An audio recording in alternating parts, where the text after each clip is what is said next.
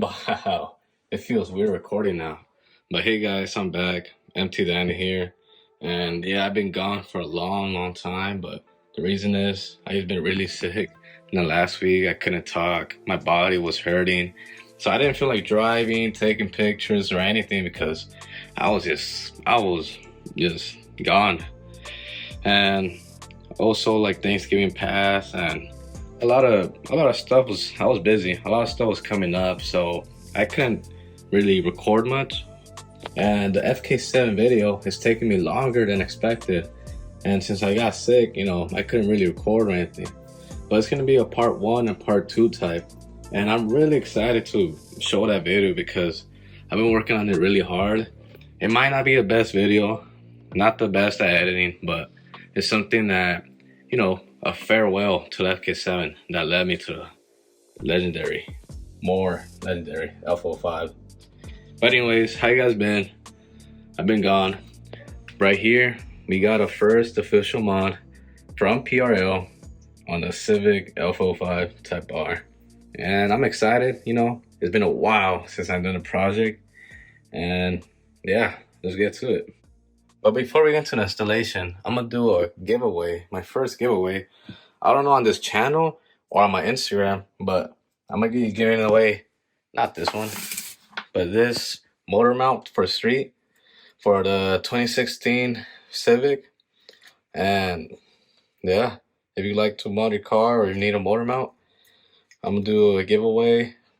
I'm gonna still figure out how to do it. I don't know if leaving a comment on this channel, but I'll announce it very soon, either on this, do a little short, or on Instagram. And if you guys don't have me on Instagram, it's Dan Civic FL5, and I'm gonna be giving away this. Makes your engine stiffer, and yeah, feels a rumble. This one is a race version, but I'm gonna be giving this one to someone else. Man, it's been a while since taking out my toolbox, and yep, all this. I only had 3 boxes to do all these mods. The intake, an old car. You can see some old clamps, some whips and everything. Others made her. And yeah. Right here there's this little Civic. They sent it. I don't know what part it was, but yeah. So for this installation, all you're gonna need is a torque wrench like this. And I don't know yet, I still haven't opened it, so I don't know if it's gonna be an 8 or a 10. And usually that's the numbers that these clamps are, 8 or 10 to tighten them up. Yeah, you could do it with the screwdriver. Well, it is too big, right? But this is just an example. You could do it with that, but there's a bigger risk of you, what's it called? Oh, turning it too hard and potentially drying out the screw, or so it won't turn anymore. Oh my god, my brain. But anyways, let's open this up. Oh my god, I can't even do it. What the hell? These are the pipes. Damn, I missed these pipes. These are the clamps. Yeah, it should be an 8. Should be an 8. We'll see right now. We'll see. We'll see the test. And then I use these 2 pipes and the famous stickers. I'm gonna put one on inside the engine bay, like on top of the plastic. But wait, this one looks different, right? I swear it looks different. Alright guys, real quick. So I was testing out if it was 9 or 10 on the clamps, but it didn't. It wasn't actually turning. It was too big. So it was actually 7, and if it's good, if it's right, and yeah, it's 7 on these clamps. Alright, so honestly, I haven't seen any installation. I only saw one video, and that's about it. I'm gonna go off of that. I'm not really gonna read any forums or anything, seems pretty easy to do, self-explanatory. I'm just a YouTube mechanic, but if I could do it, you could do it. It's gonna be this part and this part.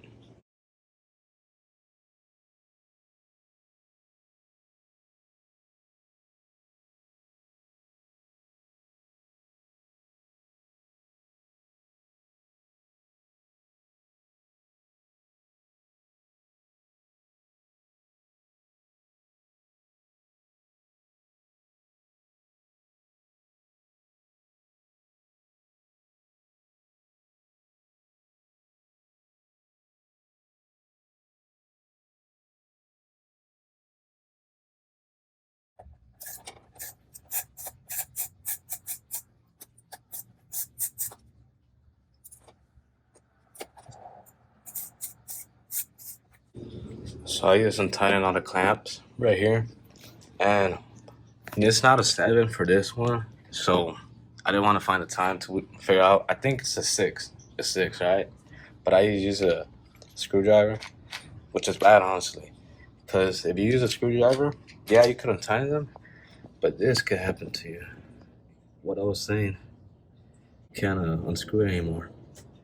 So I just found a wrench, literally a random one, and thank God I unscrewed it. It's really quick.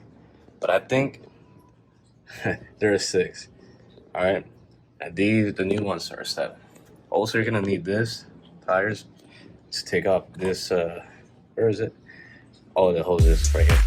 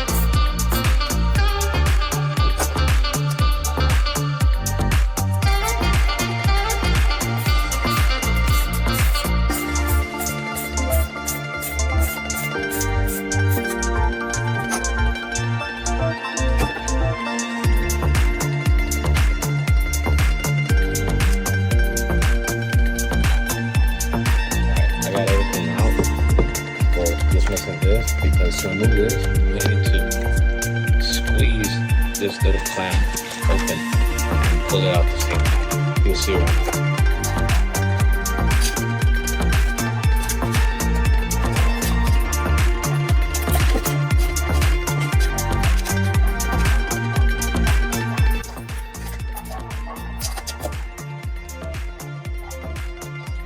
Alright, it took me a little bit, but I got it out. Just remember, don't try to pull it too much because it's gonna be loose and you could damage probably this part or that part. But I got it out, and the method was that pretty much you push into the clamp and you wiggle it out. Obviously, don't force it too much because you might break something, but wiggle it out and it will come out in one way or another. First, we're gonna start on this side, connect this side. Then, before you connect it to this side, you connect it first to the air box and then clamp it all together.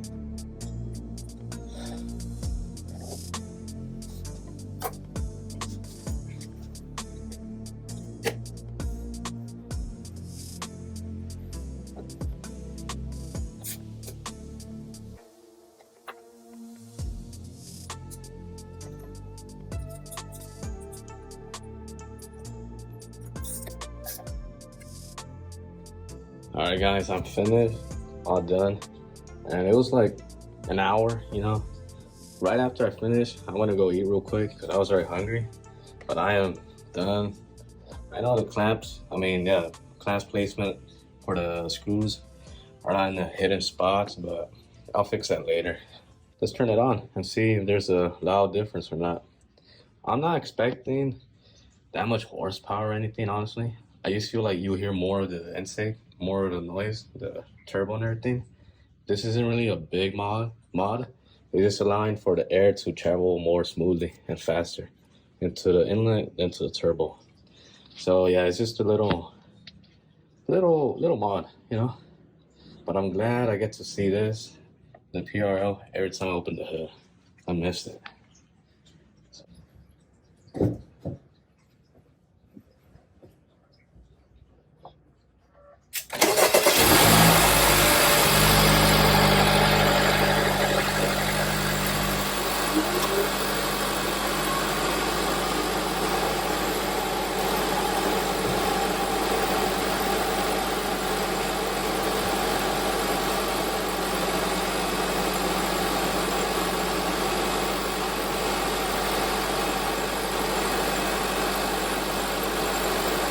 Now, what do you guys think? Loud or what? Well, I'm gonna test it out tonight, see any difference. Yeah, let me turn this off actually. But yeah, there's installation. A little quick update, you know, a little quick video, a little quick mod. It's been a while since I've done this.